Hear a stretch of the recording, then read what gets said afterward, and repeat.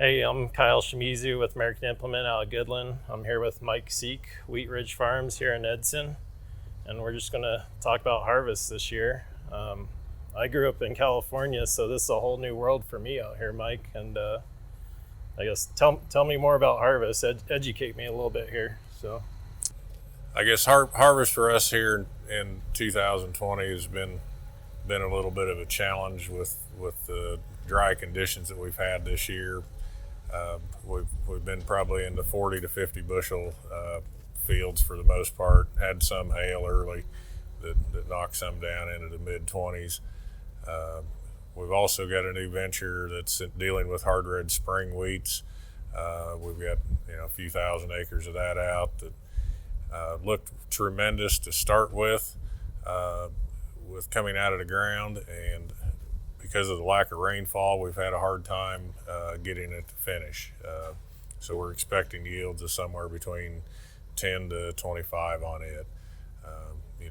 We've seen enough on it that we're still optimistic about what we're doing in the future with it, but it's something that we're trying to implement into our rotation with corn, and that being the hard red spring being the rotations that we're doing.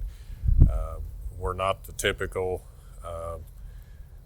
corn fallow wheat rotation that a lot of other guys in the area are. That's what we've typically been, but we're trying to move to a little bit more intensive crop rotation.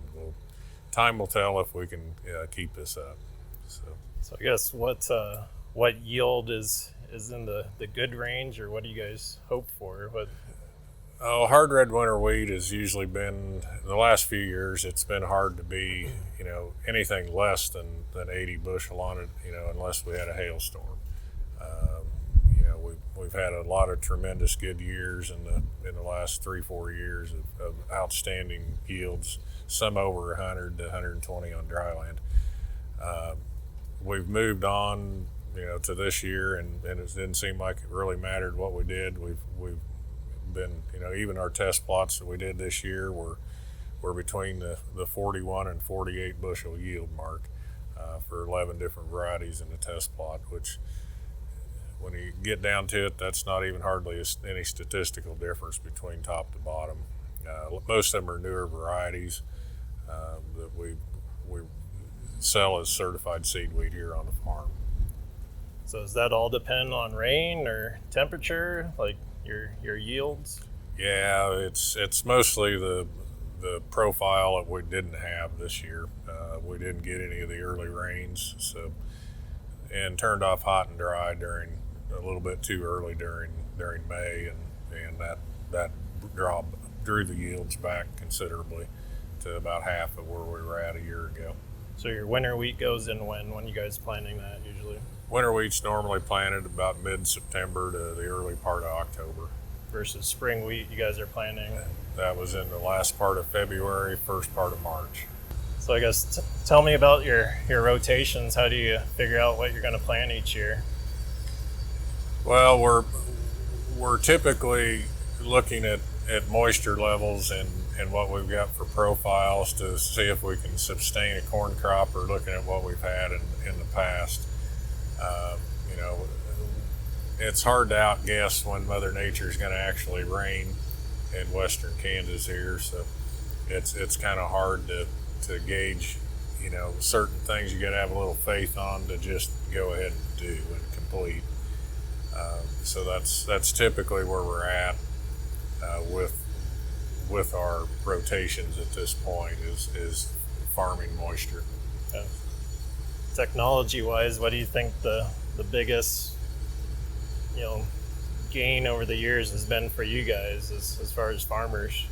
Well, I think technology's probably helped just to scale things up even a little bit more, so we could handle the larger acreages that we're getting into now, and be able to keep some decent records on application dates and planting dates and such that is with the equipment that we have in the precision ag equipment we have in the combines and in the planters and such anymore, that we can do a little bit more site-specific type farming with that, and tweak things accordingly to what type of history we have with certain fields of being able to raise that type of crop on it. So previously you would just by the book keep track of things, or how, I guess how? Yeah, I mean most of the time we was dealing with notebooks and your pocket notebook that you carried around with you and wrote down when you picked up chemical and when you sprayed and what variety you had in there, and put it on a calendar inside when you got done at the end of the day. And the computer technology that's in these things now is getting to be more and more passive with that all the time. So that's our idea. We've got a couple products that we're using currently with the grain cart type scale programs, and as well as the yield monitor type stuff that's in these machines, and then putting it on a cloud to where we can access it from numerous different places, mainly smartphones or other type of mobile devices that are introduced into every cab now that we have. The neat thing about some of it is with the scale type stuff, and this is all of it can be altered or changed with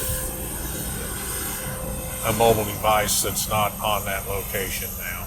We can change fields for all three machines, or change fields for the couple grain carts that there is, and I don't even have to be in the field to do it. I can be in a truck or at another location unloading or doing something else, and reprogram that all just from the simpleness of a smartphone. So from the outside looking in, I would have never guessed all the technology and farming. It's kind of mind-blowing for me that you guys are able to keep up with it and actually operate these things. I thought tractors would be a lot more simple to operate than they actually are, but it's like getting in a dang jet fighter for me to sit in one of these things. Yeah, sometimes we get a little overwhelmed with the monitors that are in it, and over time it's to where we've been able to combine a lot of them into the different platforms and come down to just a couple different monitors in the cab and still do them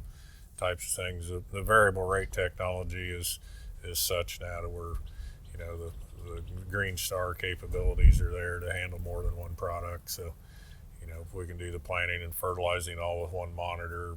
Before planting season was, if we were wanting to do things like that with rate controllers and such, then we had a rate controller for insecticide, a rate controller for fertilizer, and a rate controller for the population type situation. So it's helped considerably with being able to combine them units and clean things up in the cabs to where we've got more visibility in there and less stuff hanging off the post. Yep.